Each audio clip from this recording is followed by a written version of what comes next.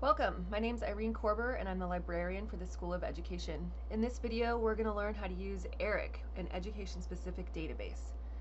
So here we are on the library homepage. I'm going to scroll down under quick links where it says databases A to Z. This is going to give us a list of basically all the databases that we provide for Chico State. Here we can see it's listing A to Z databases. They automatically go alphabetical. But if you don't know what your database is called or you want to see a certain subject, you can go to this drop-down menu here that says All Subjects. And for this particular video, we're going to go down to Education here. So this is going to list a number of databases that I've selected for education research. And as I mentioned today, we're going to look at ERIC, which is the Educational Resources Information Center run by the U.S. Department of Education. So now we've landed on our ERIC Advanced Search page. You can tell it's the Advanced Search because it's blacked out here. You have your search fields here where you would put in your keywords. And down below, because this is an education-specific database, you're going to see a number of particular options to narrow down your search that are specific to education. So here we see under Limit Your Results a couple things you will see in other databases, so a limit to scholarly or peer-reviewed journals, a date range that you can select. But again, because this is education specific, you're going to see specific limiters. So for example, education level. You can scroll through down and maybe you're looking at particularly elementary education. Or you can select your intended audience here. So who was the paper written for? Are they looking at their audience being administrators, counselors, high school teachers? And then another nice limiter here is publication type. So you can select a particular publication type to come up in your results list. The most common ones I see students using are the dissertations and theses. So if you want to see what other graduate students or PhD students are using, publishing. And then tests and questionnaires. So maybe you're looking for a questionnaire that you can use in your classroom. So I'm going to remove those. Then you would just come up here and type in your keywords. So maybe we're doing educational policy, for example, and we can just hit search. This will take us to our search results page. So this is a pretty broad topic, so you can see here it's giving us 57,000 results. So then we can start scrolling down to see our results here. Each one of these is a different item. We can see here that it's saying that these are academic journals. Here we see the blue is the title of the item, and below that is the bibliographic information. So the author or authors of the article, the journal in which it was published, the volume and issue number, the page numbers, and the date that it came out. And then this little EJ you'll see here is the number that ERIC assigns. It's a unique identifying number, but you don't need to worry about that. Underneath that, we can see you can access the full text directly from this link. And then below that are what are called subject headings. These are basically terms under which ERIC has classified this article. So it sort of gives you an idea of what the article is about.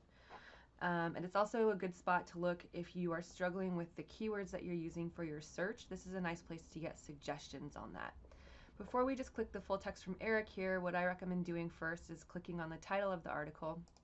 And this will take you to a record page. It's going to give you a little bit more information about the item.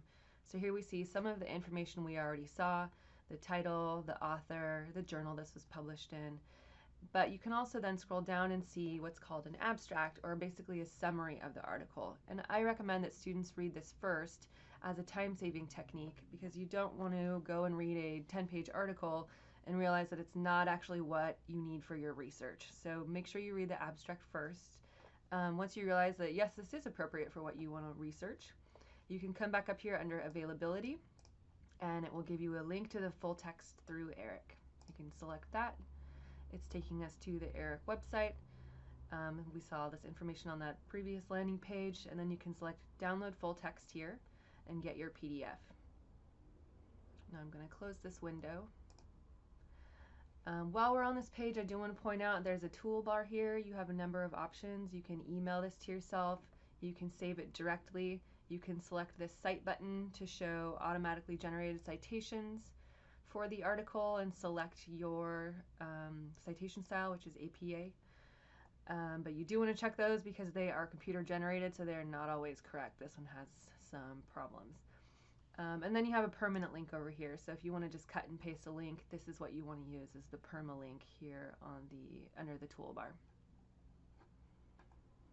One additional thing about ERIC, because it is an education-specific database, is that it has a thesaurus. And so if you're using terms to search and not coming up with what you think should be showing up in your results list, you can come to the thesaurus and check to make sure that you're using the quote-unquote correct terms for this search. And so I'm going to demonstrate that now. So this takes us to a thesaurus listing. So when I mention the subject headings, that's what all of these are. And so you can actually search within them to see if the terms that you're searching for are terms that the database is using. So an example that I like to use is I was working with a student a couple years ago, and she was looking up Latina students and nothing was coming up. So we came here to check if that was what the database was using. So you can see I've used this as examples before. So we're going to see, does this term show up in the thesaurus? So let's hit browse. And now it's showing us we search for this term, and then here is an alphabetical listing of all of the terms that are in the thesaurus for this database. And Latina students is listed, however, it's blacked out and saying that instead this database is using the term Hispanic American students rather than Latina students. So we can click on Hispanic American students. That will take us to where Hispanic American students is alphabetically in our thesaurus list. Then we can select it again, and it will give us a little more information about the term. So here it's telling us the term Hispanic American students. It's giving us a definition or a scope note. And then it will usually list broader terms. So these are broader terms that you could use. Narrow related terms. So this is using minority group students. And you could also, it often also lists narrower terms. So if you want to narrow down your search even further.